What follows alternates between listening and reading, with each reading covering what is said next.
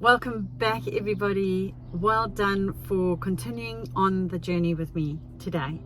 So today we're going to talk about shoes, toward shoes and away from shoes. So shoes that make you run towards something and those that make you move away from. Now these are really very two distinct categories that you'll find with people. The two towards kind of people are very much driven by goals and incentives. If you think about the stick and the carrot, they're the carrot people. They're the ones that are always driven by self-improvement, getting to the next step, which is quite often a lot of the people that I do attract. It's those people who want to level up, they want to take a step forward, they're into self-improvement, improving their environment, whatever the case may be, but it's that moving towards something. They are quite often very positive kind of people. They tend to look to the glass half full rather than to the glass half empty. They are very interesting to be around. They are very proactive in nature. They tend to be the guys that will look for the solutions to problems so that the problem doesn't actually arise in the first place or next time. So they're very good with that, seeing the hole before it comes kind of thing. One of the issues that they do tend to have though is people who have the moving towards shoes on, is that because they don't look back, sometimes they're so in a rush to move forward and make progress that actually they really do actually struggle with finding, dealing with a crisis when it actually does happen. They sometimes don't see the pit holes, and sometimes they fall in them and they go, oh crikey, I didn't know how that even happened. But if they're moving just a little bit too fast, they don't see things because they're moving with their little blinders on quite often.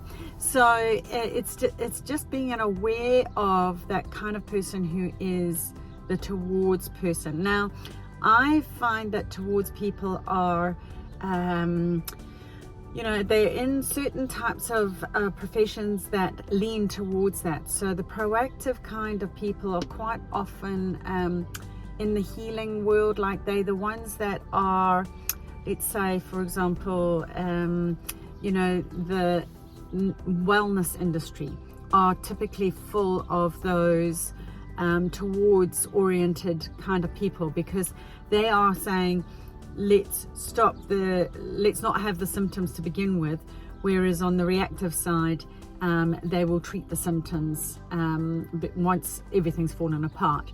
So those proactives are the ones, like they're the naturopaths of the world, they're the healers of the world, they're the kinesiologists, they're the it might be what other kind of professions would it be?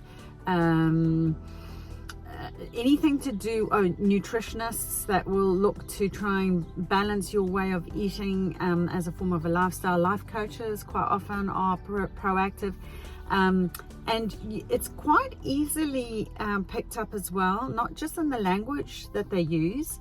They have a lot of towards language, like we have goals that we have to move to, towards. It'll be things like to avoid a crisis, we need to make sure that this and this happens. We should be putting in structures and implementations and procedures that will make sure that this never happens again. So they make really good leaders that can actually be so proactive and forward thinking, as long as everything's kind of tickety-boo. When the proverbial does hit the fan, sometimes they struggle a bit with how they're actually going to deal with that. So you might look at a proactive, and some people might be, turned away from it. Depends on what it is that they're working with. But for example, in a project environment, there can be such go-getters that it can actually I don't know, not put people off. They can be very inspiring people if done in the right way.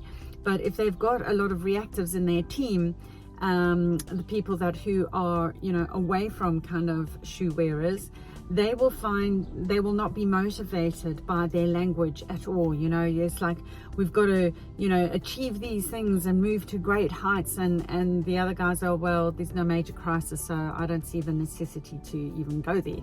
So it's a whole different kind of mentality. So one of the things I spoke about earlier on in the series here, and if you haven't actually done this, maybe go back to the beginning of the YouTube channel and just follow the foundation stuff, because this, I pull in a lot of what I'm teaching you as I go, and some of it won't make sense if you haven't actually watched some of those videos. It's free, it doesn't cost anything, and they're short and they're sweet, and you can just listen to them on the go while you're driving your car or doing your exercise. And you know, I would encourage you to actually do the little exercises, or they're not hard. They're little things that you can just add or consciously become aware of doing during the day. So it might be a 5-minute or a 10-minute exercise at the end of it, just to, so that it cements the learning. You haven't just heard it, you actually embrace it and you actually do something with it, and that's when you'll start seeing the changes. So if you can pull the stuff all in together and you start doing this on a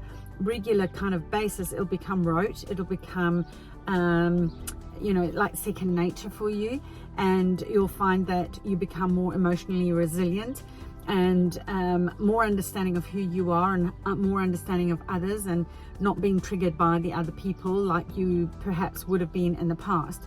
So, you know, have a look at that. And if you want, if you've got any questions, just hop over to the Facebook page and ask away in there. You know, I'll try and get to do the questions as much as I possibly can, but there's others in the community who are here to help you on your path as well. So to get back to the towards, you know, people wearing shoes, running towards something, can be very inspiring leaders, can be really, you know, together. You, in all organizations and in most setups and everything, you do need to have the balance of the two. You know, it's not uncommon. I have found that if you are a certain way, that you will hire in a certain way as well. So people who are most like you is quite often who you'll end up hiring, and then it's all top heavy. So you want to be able to have people who are actually not like you, so that you're able to create a balance within your environment, whether it's at work or at home or whatever the case may be. So, and if they don't, then how do you introduce that?